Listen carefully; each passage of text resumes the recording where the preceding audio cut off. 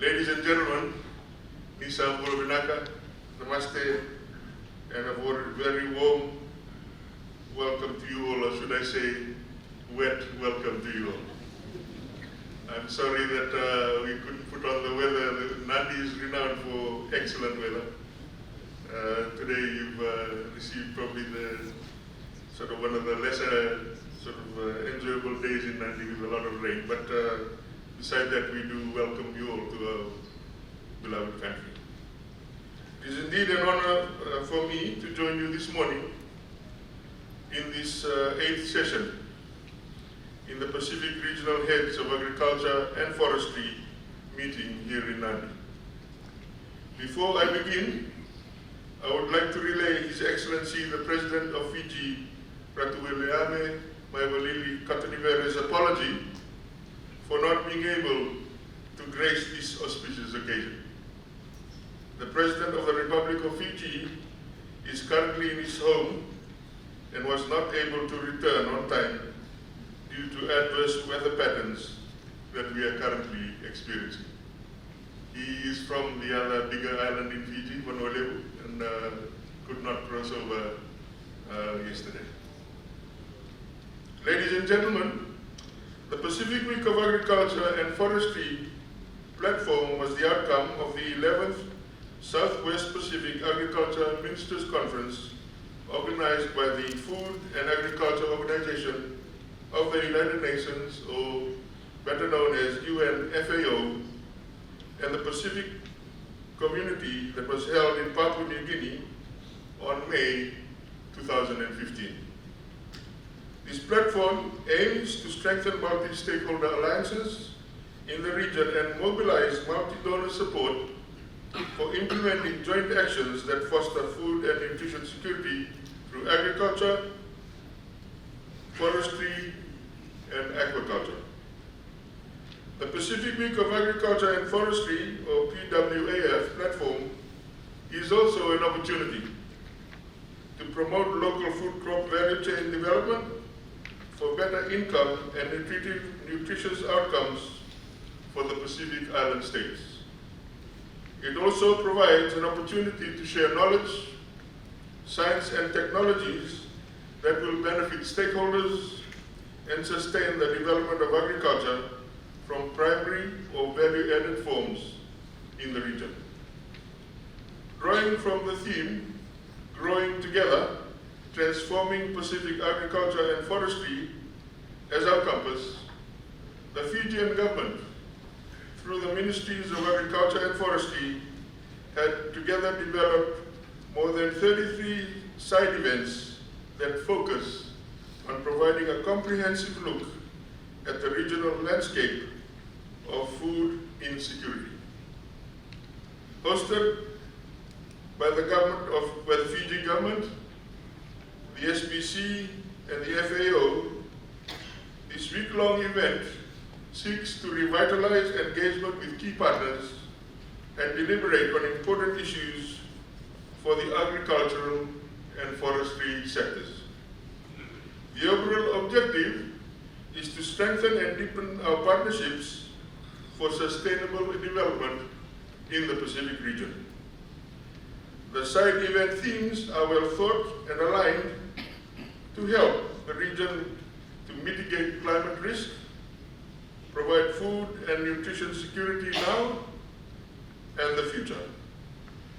The side event themes are, there's actually 3 themes. Theme A, pandemics, climate change, and natural resource security. Theme B, transforming agriculture and forestry through science and technology.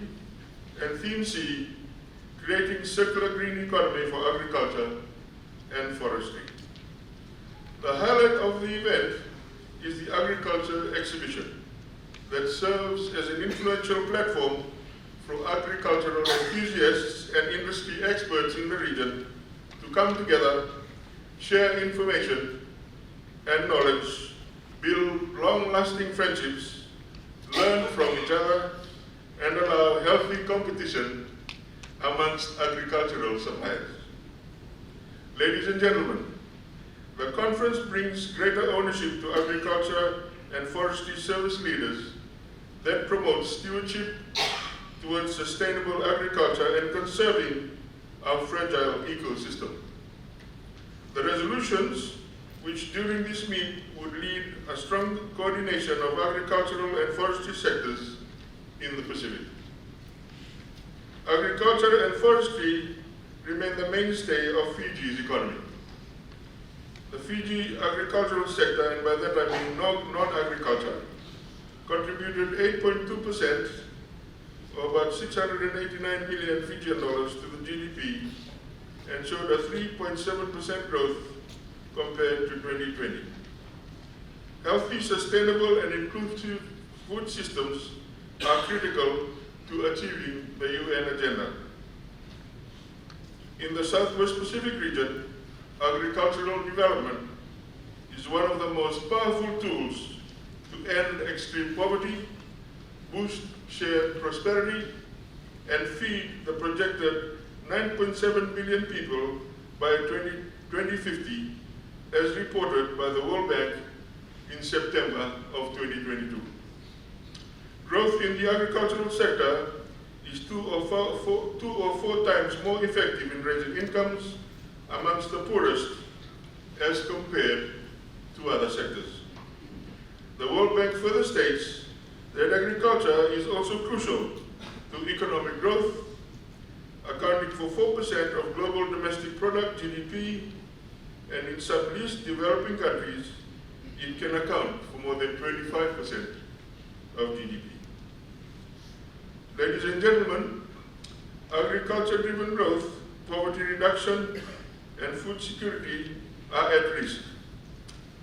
Multiple shocks from COVID-related disruptions to extreme weather, pests, and conflicts are impacting food systems, resulting in food prices getting higher and growing hunger.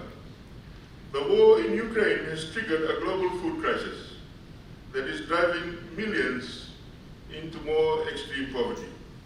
However, to cushion these uncertainties, various support packages throughout the world are being made available as part of a global response to the food crisis, and I am grateful that our Pacific region is not behind in this.